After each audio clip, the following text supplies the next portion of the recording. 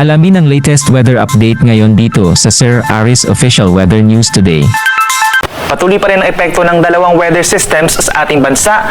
Una na po dyan ay ang Intertropical Convergence Zone or ITCZ sa timog na bahagi ng Mindanao plus lalawigan po ng Palawan. Ito yung linya kung saan nagtatagpo po ang hangin from the northern and southern hemispheres, kaya't asahan po ang mga kalat-kalat na pag-ulan at mga thunderstorms dun sa mga areas na nabanggit natin.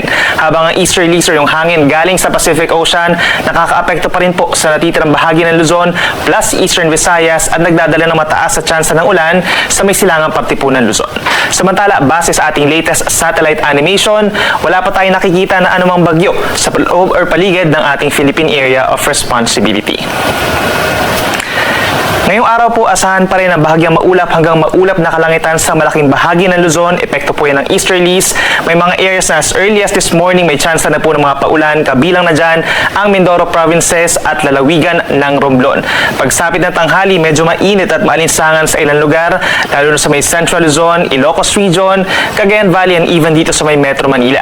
Habang pagsapit po ng hapon hanggang gabi ay bahagyang maulap hanggang maulap pa rin ng kalangitan na siyang sinasamahan po ng mga pulupulong ulan or pagkidlat pagkulog, lalo ng eastern sides ng Luzon, lalo na dito sa may Quezon at sa may Bicol region. Temperature natin sa Metro Manila posibleng umakyat sa 33 degrees, habang ilang bahagi pa sa may kapatagan ng Luzon hanggang 32 degrees Celsius, malamig sa Baguio City hanggang 24 degrees Celsius lamang.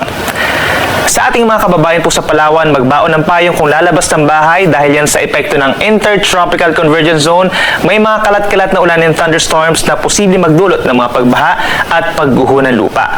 Sa ating mga kababayan po dito sa Visayas, bahagyang maulap hanggang maulap ang kalangitan throughout the day. May tsansa po ng mga pag-ulan umaga, tanghali at hapon, lalo na po sa may areas ng Western Visayas and Negros Island region. Temperatura natin sa malaking bahagi ng Visayas and Palawan hanggang 32 degrees Celsius. Sa ating mga kababayan po dito sa southern portion of Mindanao, may mga areas na uulanin, epekto po yan ng Intertropical Convergence Zone. Ngayong umaga pa lamang po, mataas ang tsansa na ulan sa Zamboanga Peninsula at meron din mga aasahan na ulan ngayong umaga hanggang mamayang gabi sa may Basilan, Sulu, Tawi-Tawi, gayon din po sa mga areas ng Socsabgen, Sultan Kudarat, South Cotabato, Sarangani, hanggang doon po sa may Davao Occidental, mataas ang tsansa ng mga pag-ulan, kaya mag-ingat din sa banta ng baha at pagguho ng lupa. Sa ating natitirang bahagi po ng Mindanao, dito sa may rest of Socsabgen, sa rest of Bangsamoro region and Davao region, mataas din po ang tsansa ng ulan. Epekto yan ng ITCZ. Bahagyang maulap hanggang maulap naman ang kalangitan sa may northern Mindanao and Caraga region na sinasamahan ng mga pulupulong ulan or pagkidlat pagkulog.